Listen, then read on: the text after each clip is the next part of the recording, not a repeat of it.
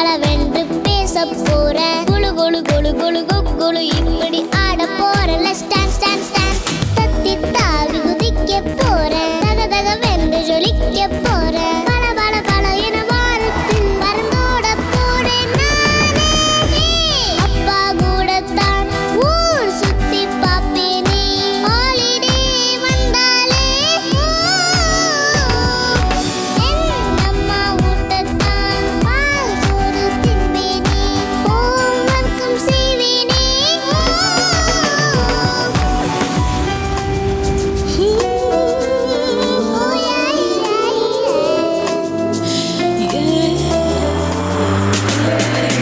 Now when you catch me on the scene, I play the gentleman's role. Step to the flow with a real genuine stroll. Throw a glance at shorty and she do that dance. Backing up on the champ as I steady advance.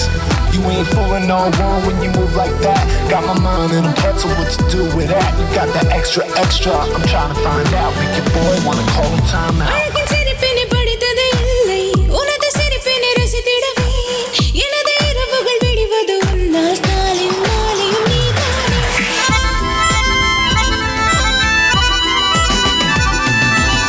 உன்னை நான் கொஞ்சவே நேரமும் போதாது என்பேன். சண்டை போடவே புன்னகைத்து போவேனே. நீ வைக்கும் முத்தத்தில் காட்டாறு போலவேன். உன் கண்கள் ரெண்டும் எந்தன் பாதை என்பேனே. நீ போடும் சத்தத்தில் பாட்டோசை கேட்பேனே. உன் அன்பை மட்டும் தான் உயிர் நாளில் காப்பேனே.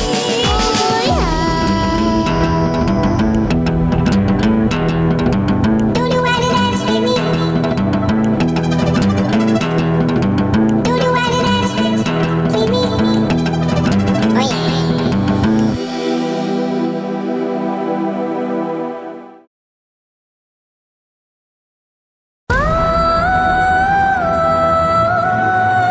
பட் நம்ம நெகட்டிவா எதுவும் திங்க் பண்ண வேண்டாம். பாசிட்டிவாவே அப்ரோச் பண்ணுவோமே. டாக்டர், வேற எங்கேயாவது அழைச்சிட்டு போனா சரியாகிறதுக்கு வாய்ப்பு இருக்கா? நீ அதை பத்திலாம் கவலைப்படாத வினோ. நான் இந்த வியாதியோட ஸ்பெஷலிஸ்ட் டாக்டர்ஸ் எல்லார்கிட்டயும் கன்சல்ட் பண்ணிட்டு தான் இருக்கேன். நீ எந்த அளவுக்கு கேர் எடுத்து உங்க அப்பாவை பார்த்துப்பியோ அதே அளவுக்கு நானும் பேர் பண்ணிட்டு தான் இருக்கேன். எனக்கும் அவர் அப்பா மாதிரி இல்லையா? அவர் எங்கேயாவது அழைச்சிட்டு போனா சரியாகும்னா உங்ககிட்ட நான் கேட்கவே மாட்டேனே. நானே ஏற்பாடு பண்ணிருப்பேன்ல.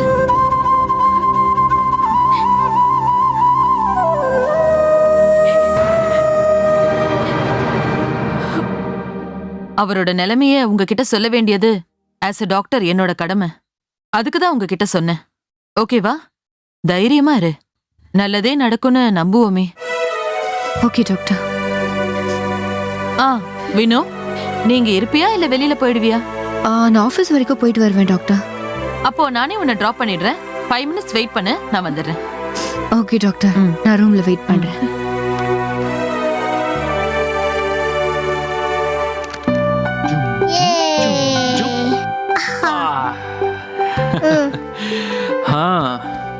அம்மா எப்போ வருவாங்க? அவங்க அப்பாவுக்கு உடம்பு சரியில்லாம இருக்குல்ல, அதனால கூட இருந்து பாத்துக்கிறாங்க. அந்த தாத்தாவை பாத்துக்கதான் பாட்டி இருக்காங்கல்ல, அப்புறம் எதுக்கு அம்மா? இப்ப எனக்கு உடம்பு சரியில்லாம போனா நீ கூடவே இருந்து உடம்பு சரியாகிற வரைக்கும் பாத்துப்பல. ஆமா. அதே மாதிரி அவங்க அப்பாவுக்கு உடம்பு சரியில்லாததுனால அம்மா பாத்துக்க போயிருக்காங்க. இப்ப அம்மா வரமாட்டாங்கன்னு சொல்றீங்க, அதானே? சிவானி குட்டி, நல்லா சாப்பிட்டீங்களா? ஆமா, 3 இட்லி சாப்பிட்டேன். அப்ப தூங்க வேண்டியது தானே? தூக்கம் தான் வர மாட்டேங்குது. அப்ப என்ன பண்ணலாம்? கதை சொல்லலாம். என்ன கதை சொல்லலாம்? இன்னைக்கு உங்களுக்கு பிடிச்ச புது கதையா சொல்லுங்கப்பா. நான் அட்ஜஸ்ட் பண்ணி கேட்டுக்கிறேன். தயவு செஞ்சு பழைய கதையெல்லாம் சொல்லிடாதீங்க. நீங்க சொன்ன கதையெல்லாம் கேட்டு கேட்டு ரொம்ப போர் அடிக்குது. ஓகே, அப்போ எனக்கு பிடிச்ச ஒரு ராஜா கதை சொல்றேன். சொல்லுங்கப்பா சொல்லுங்கப்பா. ஒரு ஊர்ல ஒரு ராஜா இருந்தாராம். அவருக்கு அந்த ஊர்ல நல்ல ரெஸ்பெக்ட் இருந்துச்சாம். அவரை யாரு பார்த்தாலும் இப்படி நின்னு வணக்கம் சொல்லுவாங்களாம்.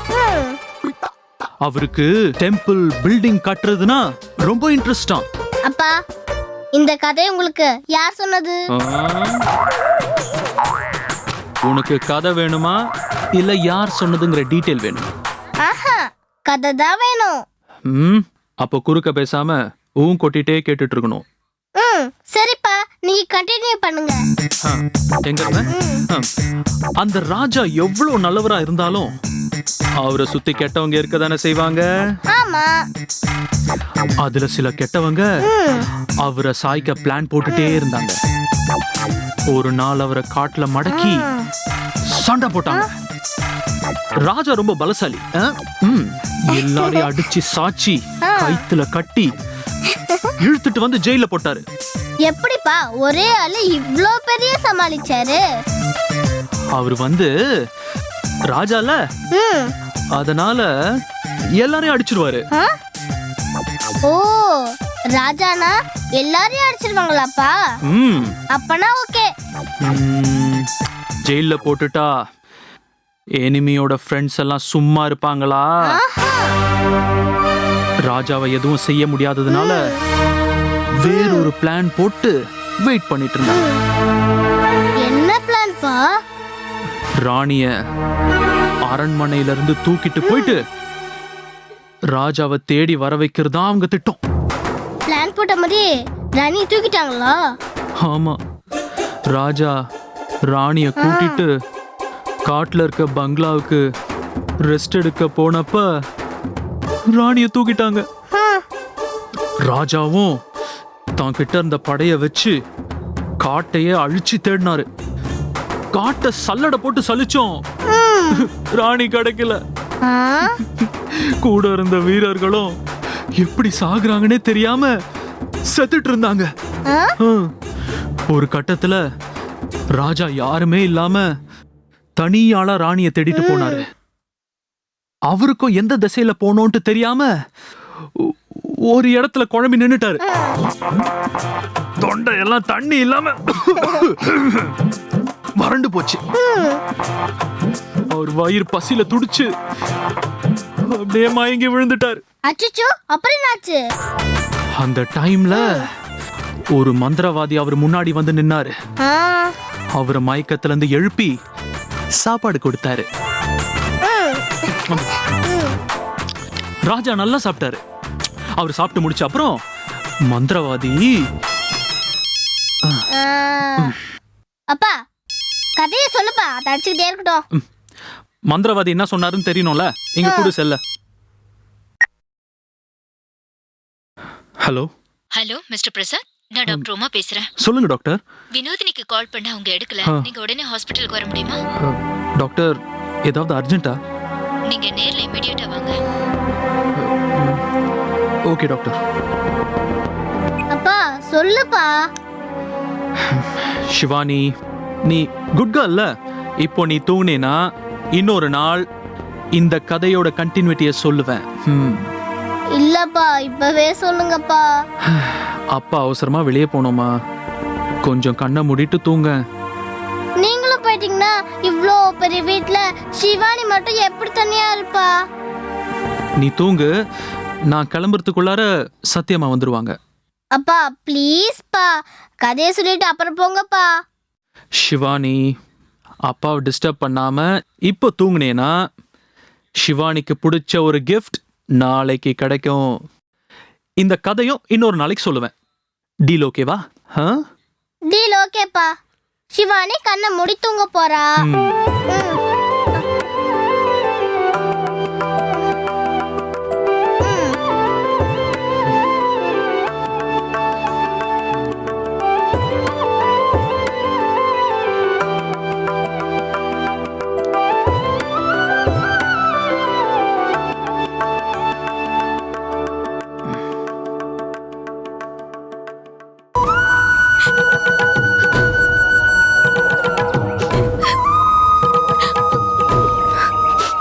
ஏன் இந்த பொண்ணு அழுதுட்டு இருக்கா? எவனாவது ஏமாத்திட்டு போயிருப்பான். ஓ அப்படியா?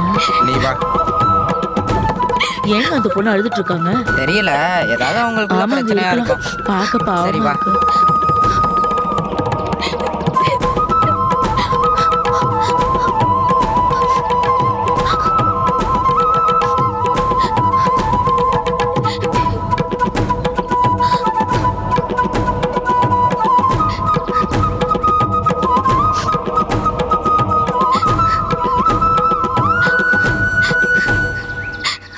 என்னாச்சுங்க?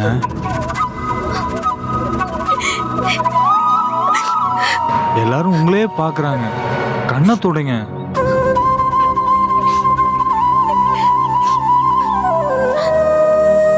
என்னாச்சுன்னு சொல்லுங்க. ஈவினிங் டைம்ல ஒர்க்குக்காக ஒரு வீட்டுக்கு போவேல்ல, நீங்க கூட தெரு முனையில நின்று என்ன கூட்டிட்டு போவீங்களே, தெரியும், சொல்லுங்க. அந்த வீட்டுக்கு நேத்து போயிருந்தேன். அங்க செயின் ஒண்ணு காணாம போயிடுச்சு. அத நான் தான் எடுத்தேன்னு தப்பா புரிஞ்சுக்கிட்டு ரொம்ப கேவலமா திட்டாங்க. நான் என்ன சொன்னாலும் நம்ப மாட்டேங்கிறாங்க. ஏங்க ப்ளீஸ் அழாதீங்க. நேத்து இந்த விஷயம் நடந்தப்பவே எனக்கு கால் பண்ணி சொல்லிருக்க வேண்டியதானே? நான் அங்க வந்து பேசிருப்பேன்ல. இல்லைங்க, எனக்கு என்ன பண்றதுன்னே தெரியல. என் லைஃப்ல இது வரைக்கும் நான் அனுபவிக்காத புது பட்டம். நான் ஏன் இப்படி ஒரு கேவலமான பிறவி எடுத்திருக்கேன்னு எனக்கு தெரியல. நான் இந்த மாதிரி கஷ்டப்படுறதுக்கு நான் பிறந்தப்பவே எங்க அம்மா என்ன கொண்டு இருக்கலாம். ஏங்க நீங்க கொஞ்சம் எங்க கூட வாங்க, நாம அந்த வீட்டுக்கு போவோம். இல்லைங்க, நீங்க வந்து அங்க பேசினா தப்பாயிடும். என்னங்க பேசுறீங்க? அப்போ அவங்க செஞ்சதெல்லாம் சரியா? அவங்க செஞ்சது சரியோ தப்போ, என் மேல விழுந்திருக்கிற பழிய நான் போக்கணும். அதுக்கு என்கிட்ட எந்த ஆதாரமும் இல்ல. அவங்கள பொறுத்த வரைக்கும் நான் ஒரு திருடி. அந்த வார்த்தையை தயவு செய்து சொல்லாதீங்க. நீங்க தான் எடுத்தீங்கன்னு சொன்னா கூட நான் நம்ப மாட்டேன். உங்க மேல விழுந்திருக்கிற பழிய போக்க வேண்டியது என் கடமைங்க. வாங்க போலாம். தயவு செஞ்சு நீங்க அந்த வீட்டுக்குலாம் வர வேண்டாம். என்னால தேவையில்லாத பிரச்சனை எல்லாம் உங்களுக்கு வந்துடக்கூடாது. நீங்க ஒரே ஒரு உதவி மட்டும் பண்ணுங்க. நான் உங்ககிட்ட இந்த நகைக்கான காசு கொண்டு வந்து தரேன்னு சொல்லிட்டு வந்திருக்கேன். உங்களால முடிஞ்சா ஹெல்ப் பண்ணுங்க. இங்க பாருங்க, செய்யாத தப்புக்கு தண்டனை ஏத்துக்கிற அளவுக்கு மனசு உங்ககிட்ட இருக்கலாம், ஆனா அதை பார்த்துக்கிட்டு இருக்கிற அளவுக்கு பொறுமை எனக்கு சுத்தமா கிடையாதுங்க. இங்க பாருங்க, நீங்க வந்தீங்கன்னா உங்களை அழைச்சிட்டு போய் நியாயத்தை கேட்பேன், இல்லாட்டி நான் தனியா போய் பேசிக்கிறேன். வேண்டாங்க, நான் சொல்றது கொஞ்சம் புரிஞ்சுக்கோங்க. கோவப்படுற தகுதி நமக்கு இல்ல. அவங்க பணம் உள்ளவங்க.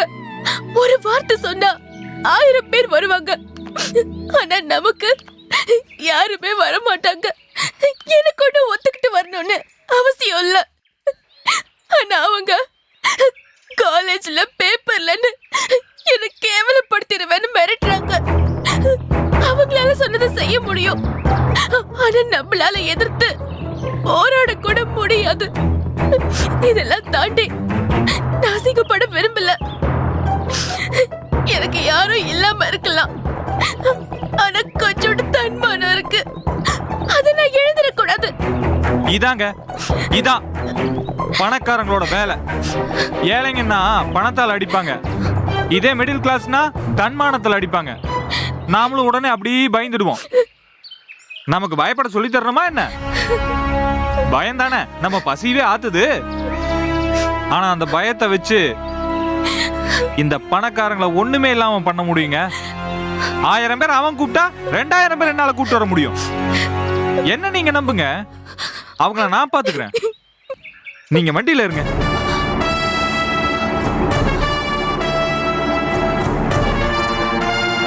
இப்ப என்னங்க உங்க பிரச்சனை? நான் வந்து கேக்குறதானா?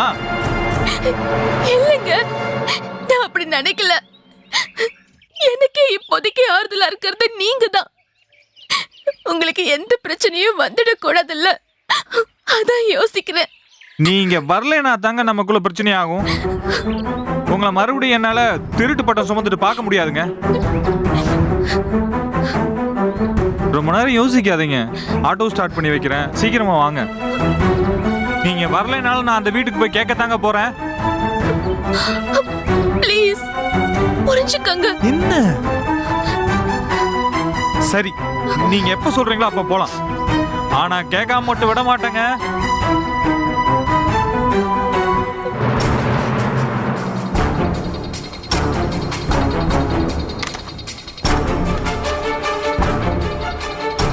சங்கீதா, சார் வினோதினி உள்ள வர சொல்லுங்க. Okay sir. நான் மீட் பண்ணணும். Okay. Okay sir. Madam, MD sir உங்களை கூப்பிடுறாரு. ம்.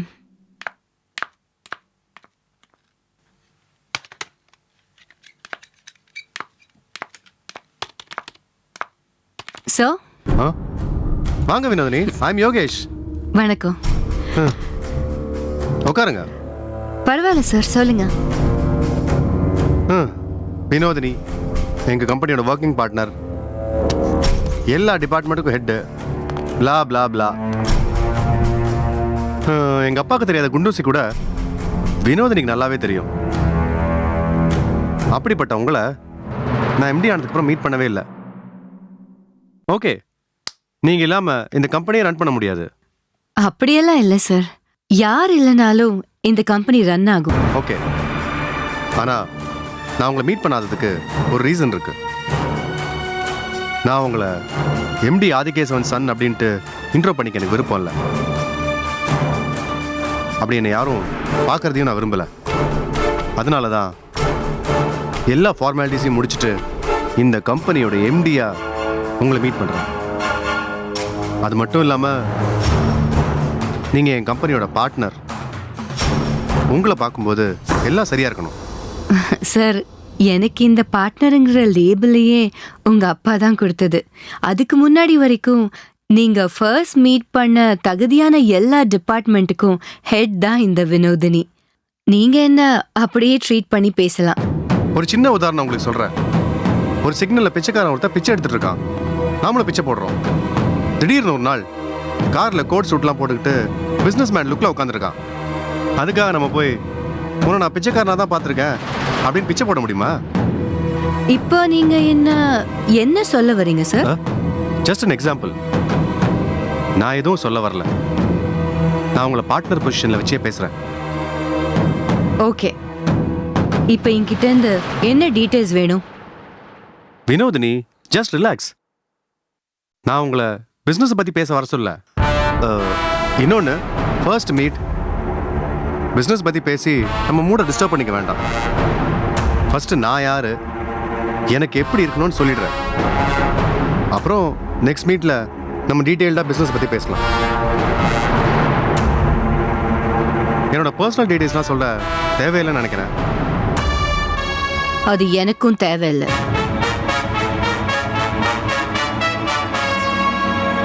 ஓகே, எனக்கு ரொம்ப முக்கியம் டைமிங். நான் சொன்ன டைமிங்ல வேலை நடக்கலனா எனக்கு ரொம்ப கோவம் வரும். ஆனா அதே டைமிங்கை என்கிட்ட எதிர்பார்க்காதீங்க. ஃபாரின் கண்ட்ரி ஐடியாஸ் என்னை துரத்திட்டு இருக்கு. அதுதான் நான் இங்கே எக்ஸிக்யூட் பண்ணுவேன். என்னோட வேகத்துக்கு நீங்கள்லாம் ஃபாலோ பண்ணிட்டே வரணும். எனக்கு லெசன் எடுக்க தெரியாது. உங்களை பற்றி அப்பா நிறைய சொல்லியிருக்காரு. You are multi talented person. எனக்கும் பிரச்சனைகள்லாம் இருக்கு. என்னோட ஐடியாஸை ஈஸியாக ஃபாலோ பண்ணிடுவீங்கல்ல? பார்க்கலாம் சார். வேற ஏதாவது என்கிட்ட சொல்லணுமா? நான் போலாமா சார்? எஸ்.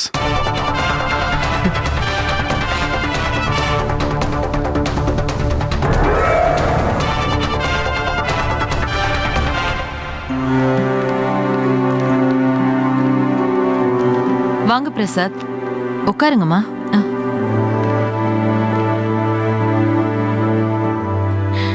டாக்டர் எப்படி இருக்காரு இப்ப? உங்க மாமனாரோட நிலைமை ரொம்ப மோசமா இருக்கு. அவரோட பல்ஸ் ரேட் அவருக்கு அவர் குறைஞ்சிக்கிட்டே வருது. நீங்க எதுக்கும் எல்லாத்துக்கும் தயாராவே இருங்க. அழாதீங்கம்மா. டாக்டர் சொல்றது பிராக்டிக்கலான விஷயம். இது நடந்தாகணும்னா நடந்துதான் ஆகும். நாம் எதுவும் பண்ண முடியாது. நடுவில் ஏதாவது ஒரு சக்தி இயங்கினா மட்டும்தான் முடியும். நாம ஒன்றும் எந்த முயற்சியும் பண்ணாம இல்லையே. கடைசி நிமிஷம் வரைக்கும் போராடுவோம். நல்ல முடிவு கிடைச்சா எல்லாருக்கும் சந்தோஷம்தான். பிரசாத் சொல்றது ரொம்பவே சரிம்மா. நீங்க உங்க கணவருக்காக இத்தனை நாளா ஒரு நிமிஷம் கூட வெளியில போகாம பக்கத்திலேயே இருந்து எப்படி கவனிச்சுக்கிட்டீங்கன்னு எனக்கு நல்லாவே தெரியுமா. ஆனா எல்லாத்துக்குமே ஒரு முடிவு இருக்கு இல்லையா? நாம அதை ஏத்துக்கிட்டு தான் ஆகணும். தைரியமா இருங்க. கடைசி வரைக்கும் பாசிட்டிவாவே நினைப்போமே. அம்மா அம்மா பிரசாத், நீங்க தேவையான ஏற்பாடெல்லாம் கொஞ்சம் தயார் பண்ணி வச்சிடுங்க. Okay doctor.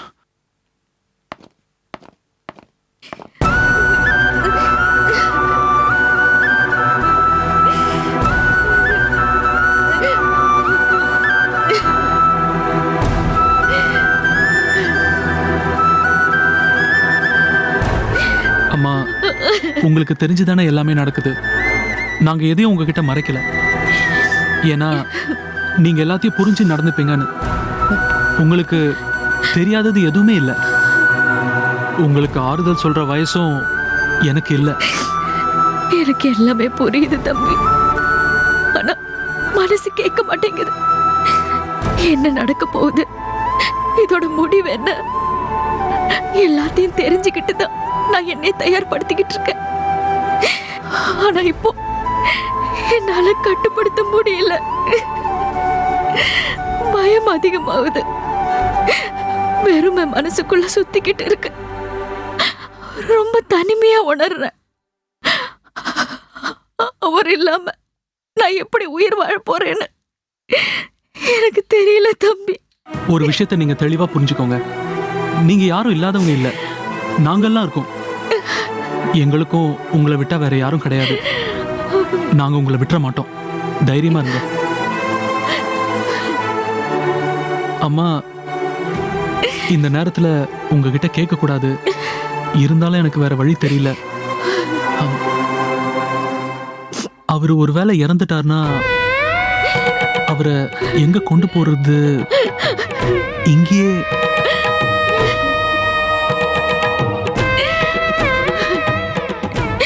இல்ல தம்பி, அவர் நல்லா வாழ்ந்த காலம் வரைக்கும் ஊருக்காகவே வாழ்ந்தாரு. அதனால அவரை ஊருக்கு கொண்டு போய் அடக்கம் பண்றதுதான் அவருக்கு நாம செய்யற நல்ல காரியம். சரிங்கம்மா, அதுக்கு தேவையான ஏற்பாடுலாம் நான் பாக்குறேன். நீங்க தைரியமா இருங்க. இன்னும் கொஞ்ச நேரத்துல வினோதினி வந்துருவா. நான் வெளியே நிக்கிறேன்.